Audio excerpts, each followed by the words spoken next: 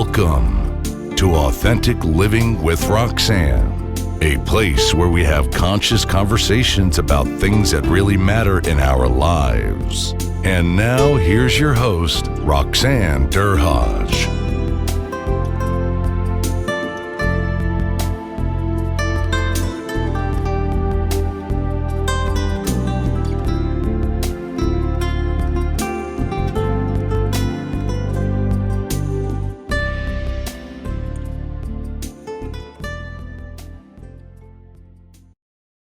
Hi everyone, it's Roxanne Derhodge of Authentic Living with Roxanne. Today I have a special guest, a CEO of Dovico, and it's Shelly Butler. Shelly is spending her precious time today to talk about what it is to be in leadership and act in an authentic way. She brings a breadth of information to other CEOs that are looking at their leadership style and what kind of things that they may be able to shift or tweak in order to be a truly authentic leader. Thanks, Shelly, for spending the time with us.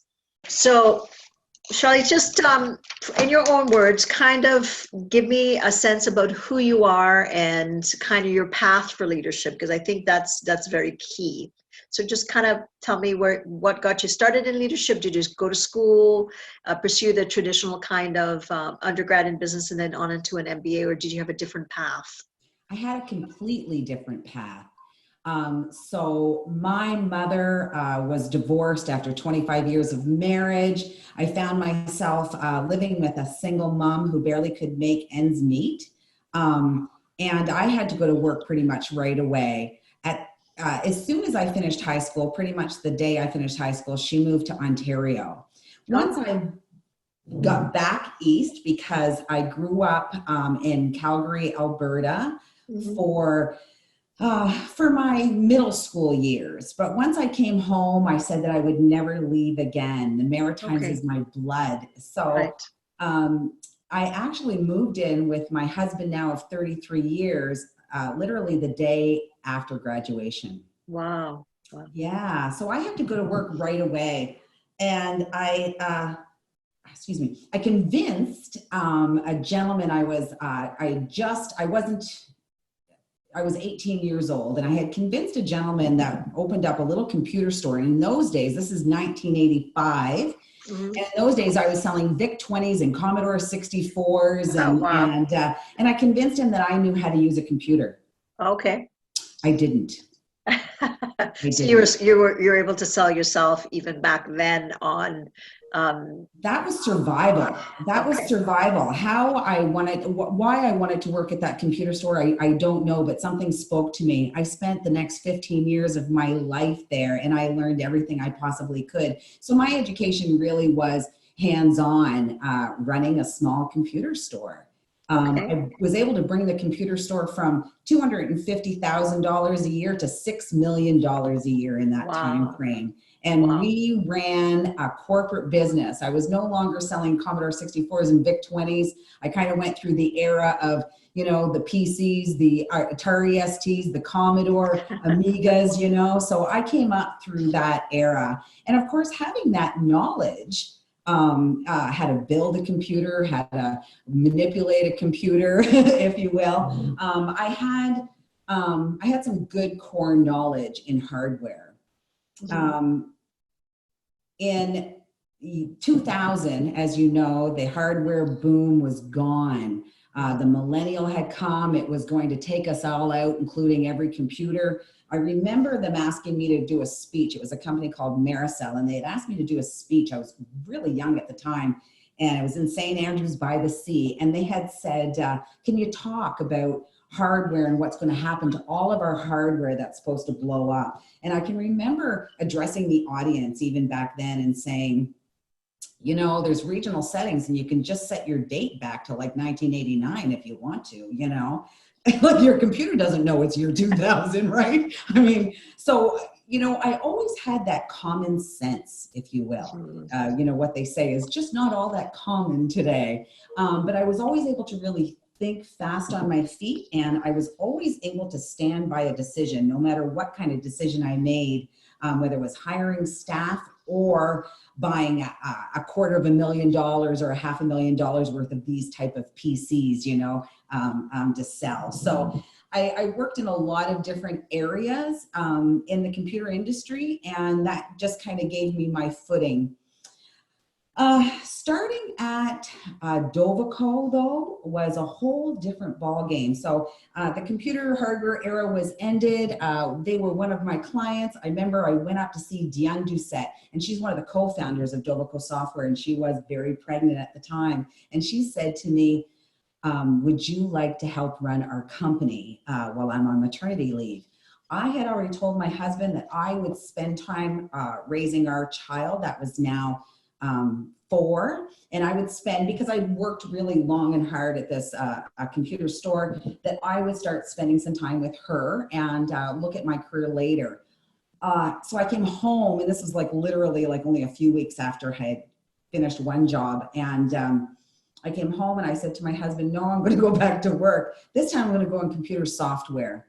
I have been there now for 19 years. Wow. Yeah. Wow. So I went in and I just took what I knew, and we only were 5, maybe 5 on staff at that time. There wasn't very many of us, a really small location.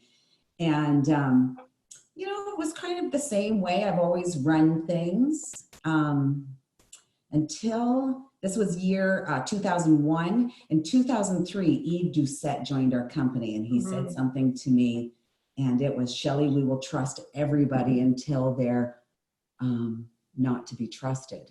And I really didn't know what that meant. I've always dealt with management in a way that, people are going to steal, you got to kind of watch, we were dealing with, we were in a corporate environment, even though you only saw the people that you were working with, there were 5, 6 at the time. And we had a dress code in place, a lot of policies, as with a lot of, locations in those days, there was, procedures and policies. This is the way you answer the phone. And there's a little Right. how you answer the phone. And like I say, he said this statement to me, people are to be trusted until they're not to be trusted. He was working at another location. He was a vice president at another location at the time. And so I only seen him every Friday. He would come in and do these meetings. Interesting, though, he really kind of started to talk to me in a different way than any other leader had talked to me. And I started really grasping a way that we could actually deal with young people coming into working in the IT industry a little bit better than we dealt with them before.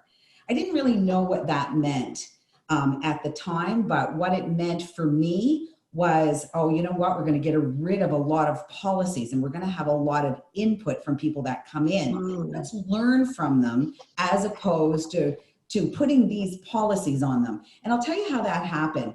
We had a policy about answering the phone. As I said, Eve came into the office one day. There was a customer who was really frantically looking for support. We had a policy that we verify their address and their email address, that it was up to date. You've been on many of those calls, Yeah. And, but he was frantic. He needed to get his time in, probably to get his pay or to bill or whatever it was for. We do time tracking software. And I didn't follow procedure. I immediately made sure that he got to support. And Eve said, why didn't you follow procedure? And I said, well, this gentleman really needed to he really didn't need me at the time to check his address and postal code. He really needed me to get him to support. And Eve it was like a light bulb went off, and he went, oh my God, from this day forward, we're going to answer the phone with a purpose. What is the customer's purpose? Not self-serving purpose. We can find out other ways to get customers' addresses up to date. Let's ensure that we answer the phone with a purpose. And we started talking like that. We get you back to work. We answer the phone with a purpose. So we started kind of planting those seeds. It really never, all of this never really came to fruition until years later. We planted little seeds here and there throughout. But in 2013 was the real big awakening at Dovico. Yves Doucette went to Robin Sharma's very first Titan Summit. And I tell you, it was a game changer for us. He came back with ideas. and openings and possibilities that we had never seen before. We doubled down. I went in 2014. Mm. But when I went, I wasn't worthy. Mm.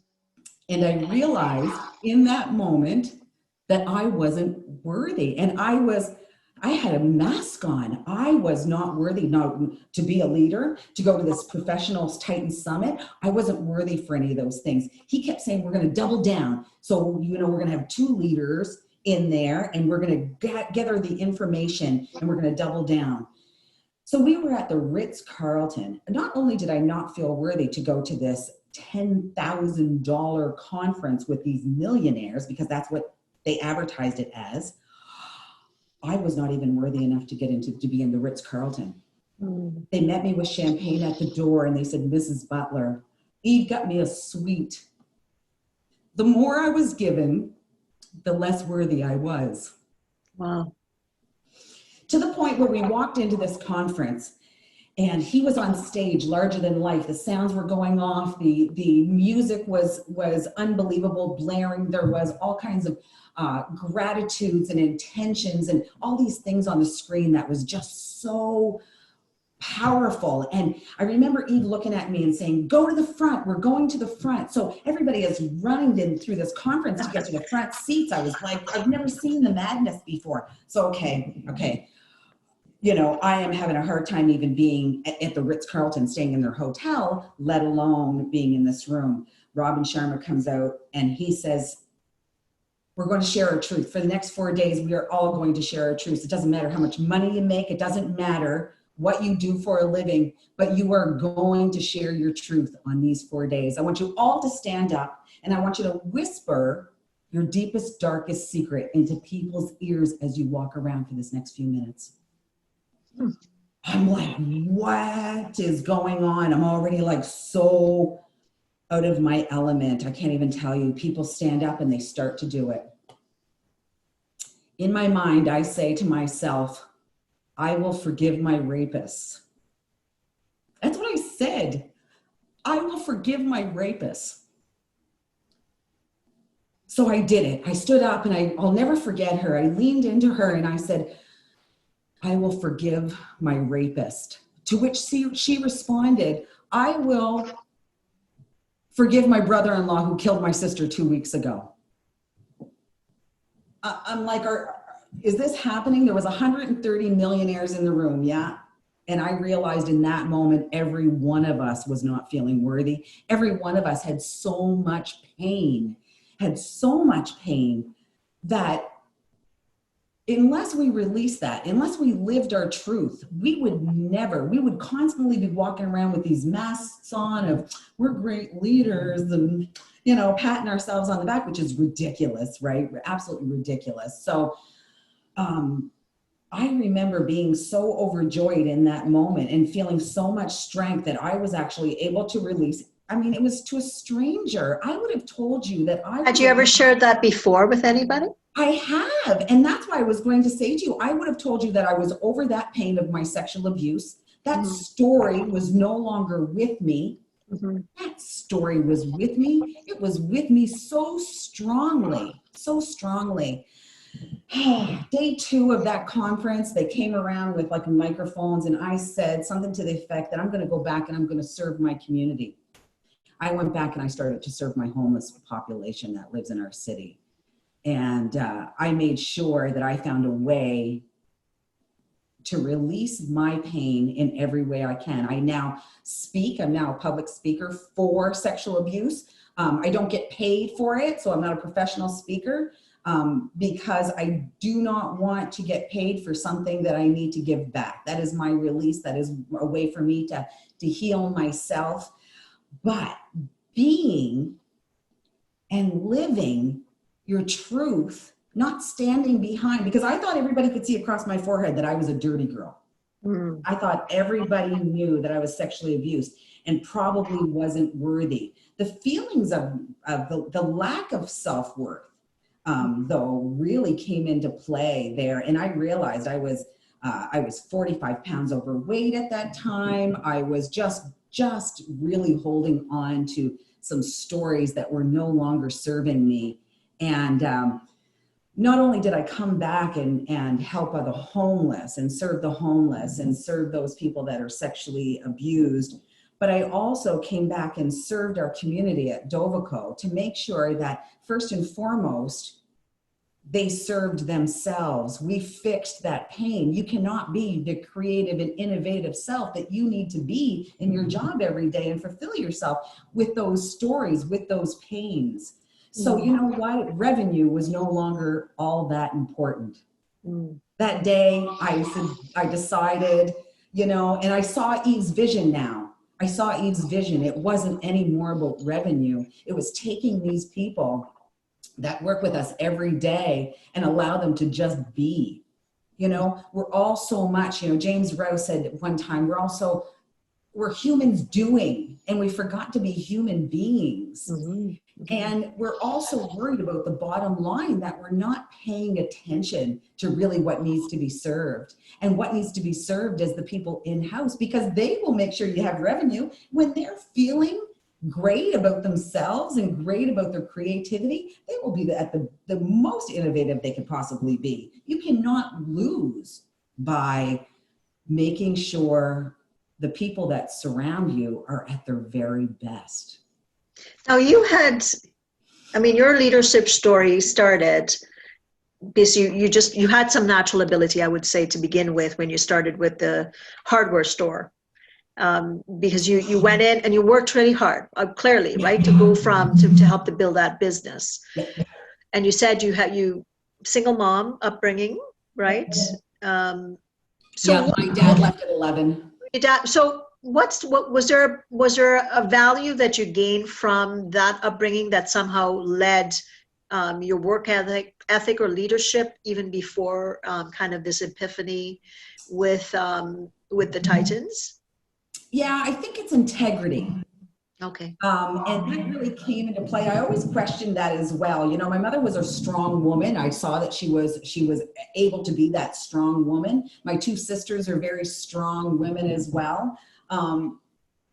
But really, I think that when I had my own daughter, the first and foremost thing that I always seem to talk to her about, even at a very young age, playing with others, is you're born with integrity and nobody can ever take it away from you. So make sure that you have the utmost of integrity, and nobody will ever be able to say, yeah, but, so always show your true authentic self. Don't be ashamed of truly who you are.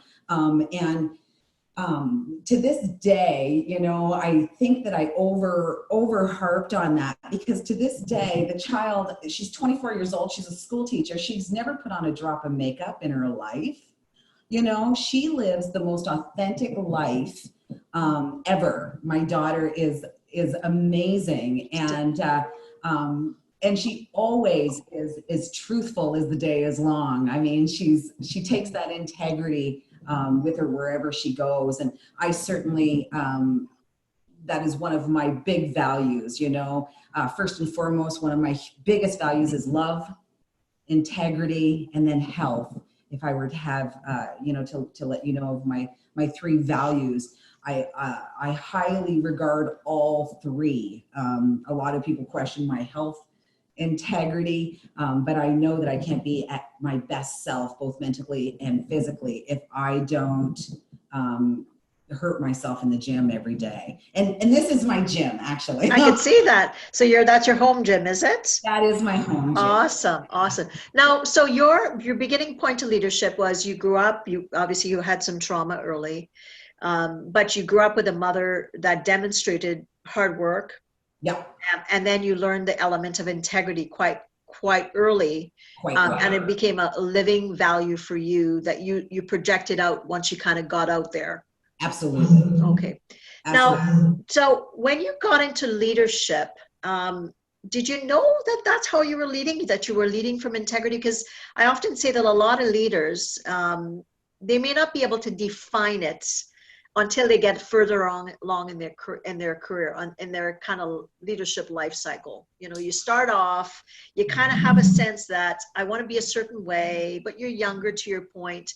And then you go into kind of the middle part of your leadership kind of journey where you're kind of learning the brass tacks of leadership. And then you're at a point now, which it sounds like they call it generative kind of stage of Erickson's stage of leadership, where you're now starting to really give back, because you've kind of, you've been in the trenches, you've learned a lot of things, and now you have this sense that, whoa, I have this valuable message to give back. And it sounds like you had Eve coming in along with the opportunity for the Titans, but it was always there, but something unleashed in you that really helped you, maybe made it clearer, maybe to be able to articulate it. Absolutely. The leaders that surrounded me before were kind of about power and dictatorship, setting the rules, setting the tone, setting the behavior stage, if you will. And all of a sudden, I had this light bulb moment when we were in the trenches and we were crying, telling everybody our truths, that leadership was about service. Mm-hmm. Nothing else. Like nothing else. It blew my mind. I was like, oh my God, I didn't have to be powerful. I didn't feel good in being powerful, right? It took me out of integrity, right? I was a little bit, I didn't feel good about that. And I really questioned leadership at that point. And because having power and having the need to have more power than that guy was felt really dirty for me. So it really just kind of compounded onto my dirty girl issues and my shame and my embarrassment and guilt. Because if I lost at being more powerful, right, I was really in the hole. And I tried to put other people in the hole with me. Did you see what he did? Did you see, right? And it really brought me out of integrity. But as soon as I found out that I didn't have to be a dictator, I could allow other people to make decisions and then deal with the wrong decision. If it was the wrong decision, I mean, how bad could it really be, right? And understanding that it was really about building other leaders. And I swear to God, the man that I saw, oh my gosh, and I'm going to lose his name. He was in the plane crash, in the 1972 plane crash. He was one of the rugby players. Oh, he's my favorite person of all time. Oh, isn't that awful? I will look him up. I know him. Okay. Isn't that awful? And when they were in those Andes mountains, every time the leader died, a new leader emerged. Like, that was one of the biggest things that came out of that, was every time a leader died, a new leader, like in the face of danger, in the face of the worst case scenario, there was always another leader emerged. We will die.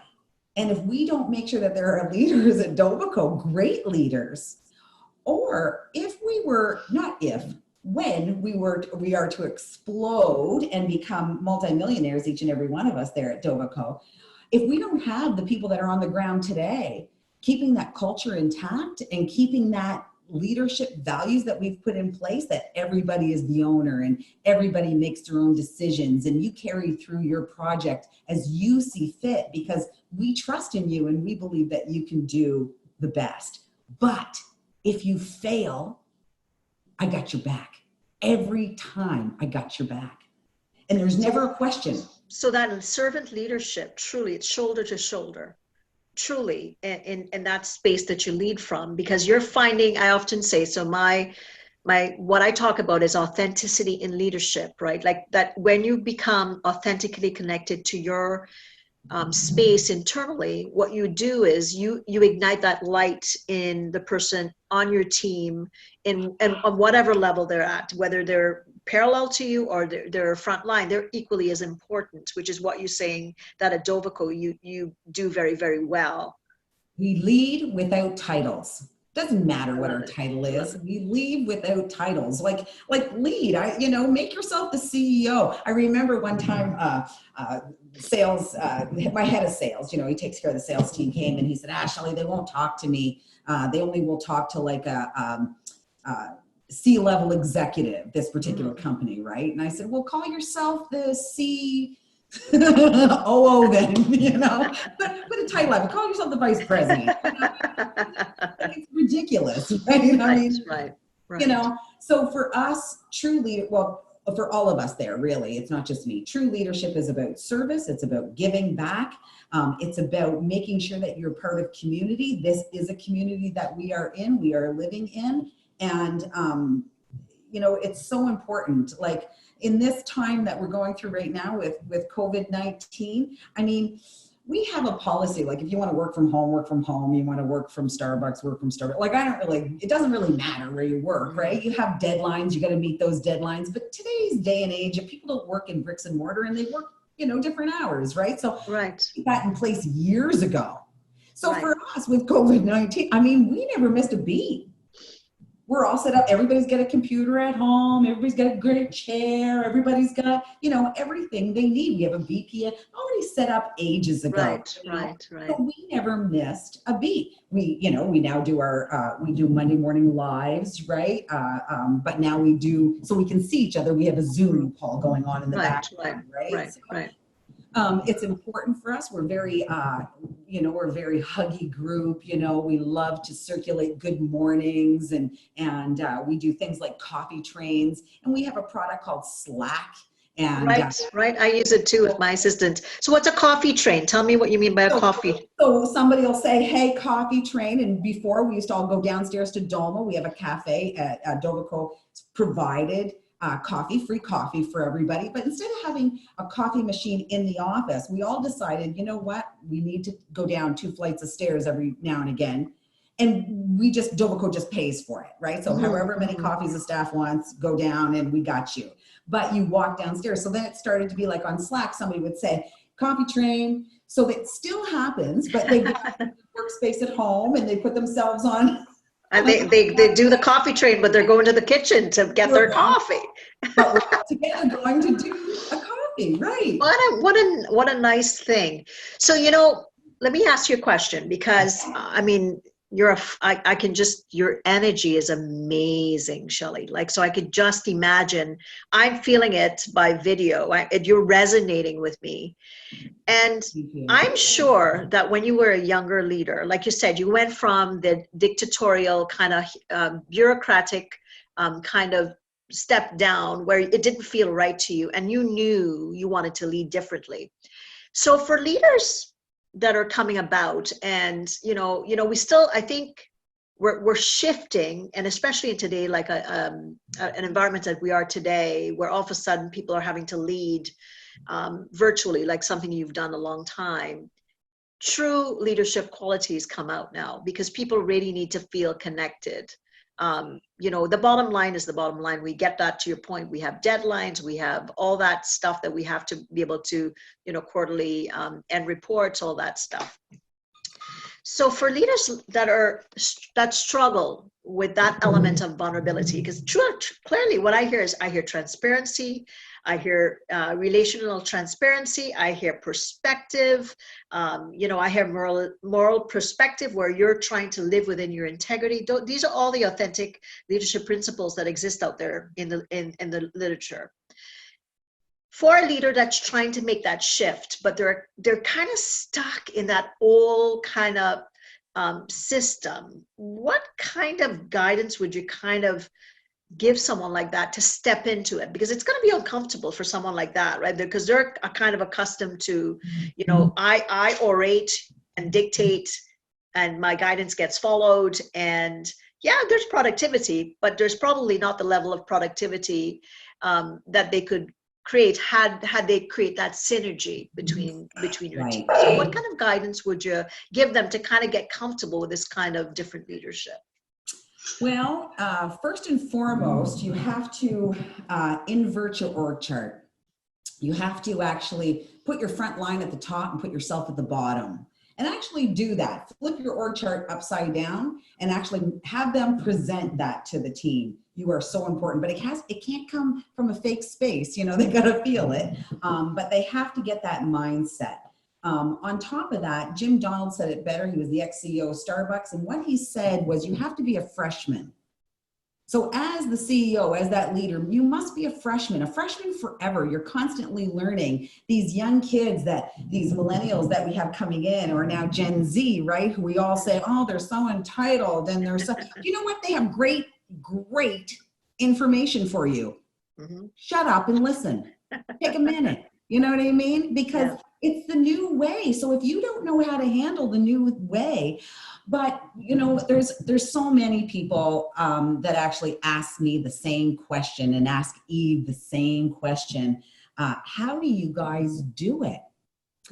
We went as far as to build a product called Tuba, to tell you the honest truth. And it's just launched to help the leaders within their organizations transition themselves. So they become one of the employees, if you will, within this part, just a community member within this product. And you are rated from your peers on how well you are trustworthy and how good your social security is and how great you do in listening. What is your active listening skills like? And your peers will rate you, and you'll get a really good community sense of how you're doing, and you can kind of go from there. Now, a lot of people have a really difficult time. Well, that's your perspective. I think I'm good at this, but I don't know how my team would rate me. So in my book, I've done that, is I have an assessment that the leader does on him or herself, and then their teams does the same thing as the beginning of the training, and then they collate both of the assessments to me to really kind of look at the gap of what how am I think I'm pretty good at this, but my team's saying I'm not so good at this or whatever. So this is it called Tuba, like so it's about, you can toot your own horn if you wish, but or have somebody else toot your horn. But yeah, this would be a great product even for you, because what it is you could just put it in and then you would be one of the people that could follow it along. Oh, wow. So what's really interesting is you can actually see when alignment within your company goes down. Oh, why are we not aligned? Oh, a new product got introduced, but I only told half the people. So of course the words are going around, right? Right. Part of that is, and it's done in a really kind way. Like when they told me that I was a really crappy listener, and I mean, that was my lowest score, I was like, oh my God. So there's also training. There's little video training, but I went a little step further, and I went onto YouTube and some TED Talks, and how could I be a better listener? So for me, I had notifications turned on a lot of my devices, and people come in and talk to me all the time, but my device was always going off, or my screen was always going off. So as I was looking at you, that device would go off and I'd be like, whoop, squirrel, right? I'm taking my attention off of you. And right. So my listening, when I paid attention to, shoot, they really do think I'm a crappy listener, and does not make it for a good leader. How do I become better? But I also said on our Monday morning meeting, I said, oh my God, you guys, I see that I'm a really crappy leader, and I'm so sorry, and I'm going to do everything to be better at that. Right. Everybody in the office did that at first. Some people were like, who put those algorithms together? I don't think that computer's right. I think somebody's after me. You get people doing that. And then all of a sudden the light bulb goes off, right? You go through your different stages and you kind of go, you know what? Shoot, I'm really maybe not a great listener. And these things are happening. But it's amazing when you actually get the leaders to understand that they're just part of the community. And it's not about you having more power, but that is the biggest, that's the biggest defeatism, if you will. I find like there's sometimes when leaders will come to me and they'll say, so-and-so wants to be paid this, and that'll actually make them be like, they'll be paid more than me. And I'm like, well, then do that. Like, if you think that's beneficial, do that. She's, oh, Shelly, I can't pay my people more than I make. And I'm like, wow. I mean, I did that for years. I did that for years. I mean, I think it's really important to not do this in a fake way, because people are going to see through that. You have to really feel that leadership is about service and about serving others and making sure that your company is going to stay in good standing, because you've made these people feel like owners along with you. They know you have their back. Stop doing the work and build leaders. Find what their talents are and make sure that they're in that area. I get a guy who started with me. He was a programmer and now he's the content writer. He started like, oh, I really like blogging. And he started blogging on his own and he wrote a book. And then he came to me. He's like, I really don't like coding. I'm not really sure. I'm like, hey, we need more content. Yeah. You know, so put people in the right places. Just because you hired them for one thing, I mean, to take somebody from programming to marketing is really a big swing. That's quite the swing. Yes, for sure. It can be done, right? It can be done. Promote your people from within. Find out what they're good at. Just because you might have hired them for one thing doesn't mean that they all of a sudden haven't found a passion for something else. And of course, we know if they find their joy in it, they will be at the most creative and the most innovative that they can possibly be. A win-win.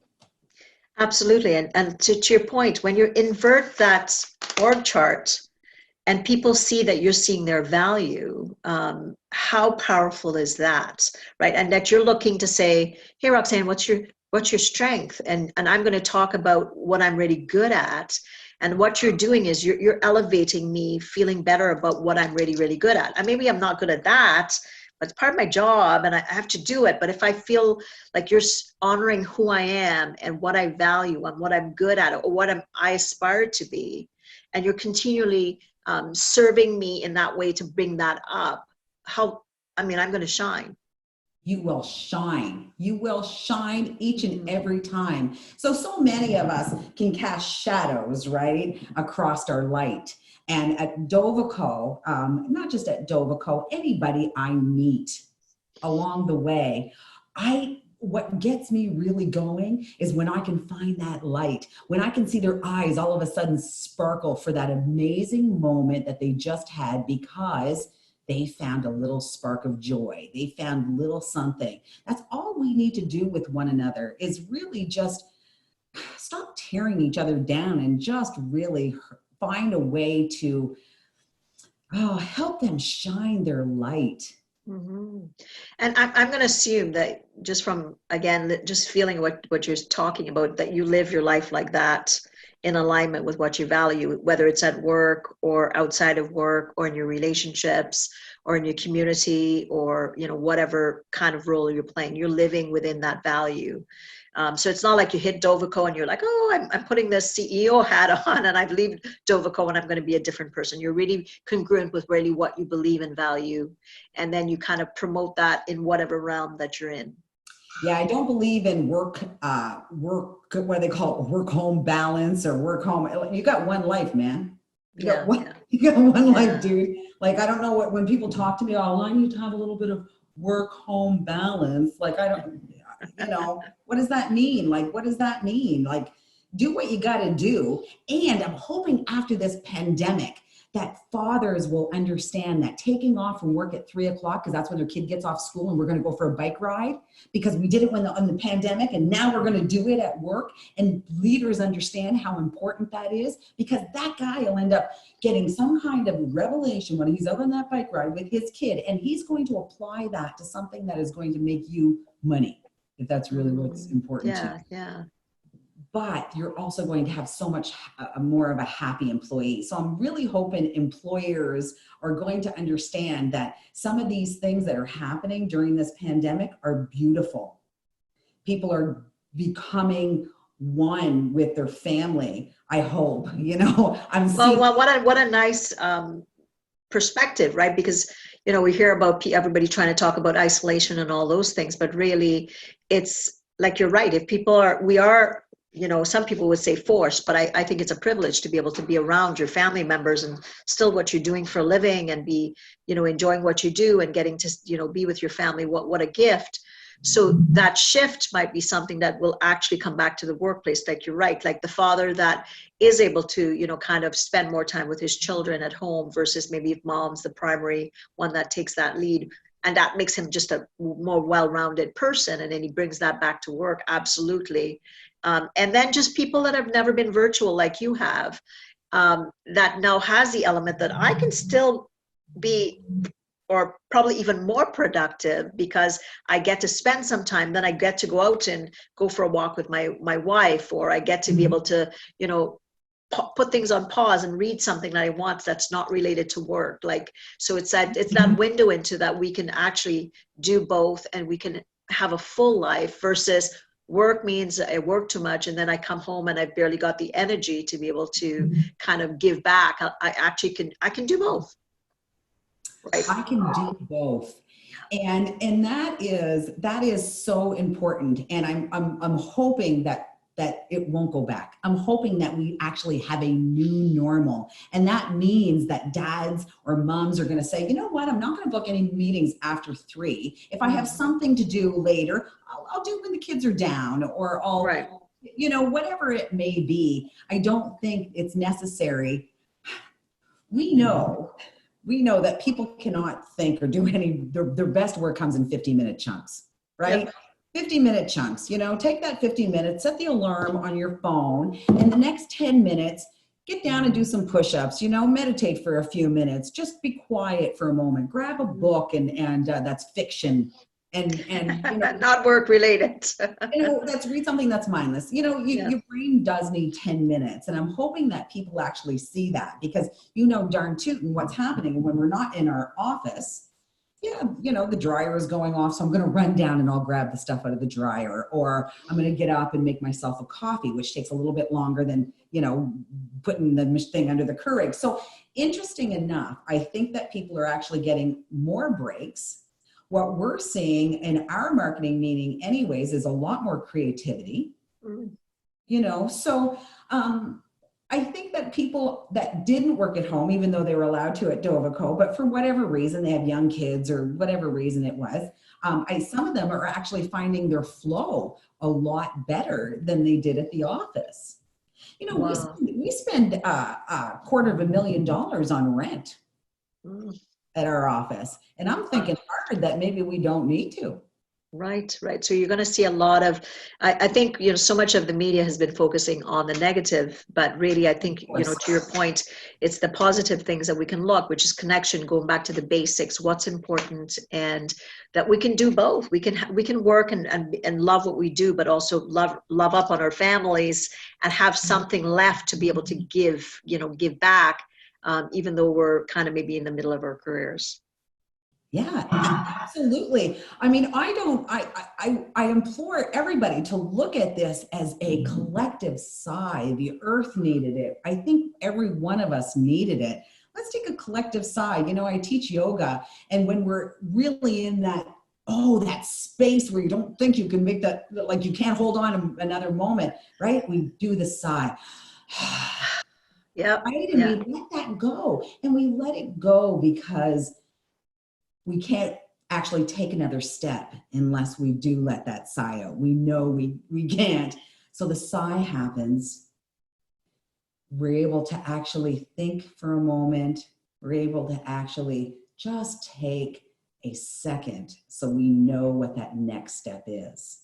And we were in trouble. I think that we were in trouble as humankind. And I'm looking at all this as a really good thing myself. You know, am I afraid? I am. I'm afraid. You know, I don't think that anybody in their right mind wouldn't say they're not afraid. But you know what? I'm not afraid about money. Not what I'm afraid of.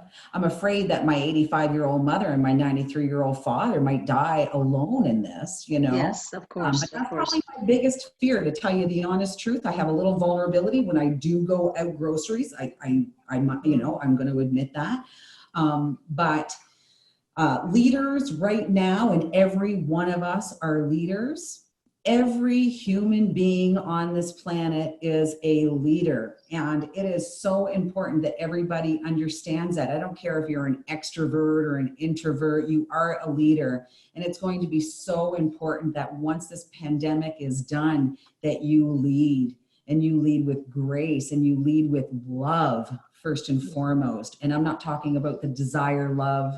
I'm talking about with your heart wide open, with as much purity as you can possibly muster. Because what's going to happen is we get to start again. We get to start again. And it hasn't been since 1918 really that people got to start again. Hopefully we won't have those kind of losses. I think this is just the tip of the iceberg for us. I think that we need to make sure that we understand what this collective sigh is. And I implore those who can really find it within themselves to go one step further, and you are the hero. And the world is waiting for you. We all need to be a hero through this and to learn from it. Now, Shelly, this has been amazing. And, I have gained so much today, and having you in my book will be like a gift. I truly think that not only teams, but leaders can learn from it. What am I taking away? That we're all leaders. So, give everybody the space to lead and to find their strength. So thanks for spending the time with us today. Thank you.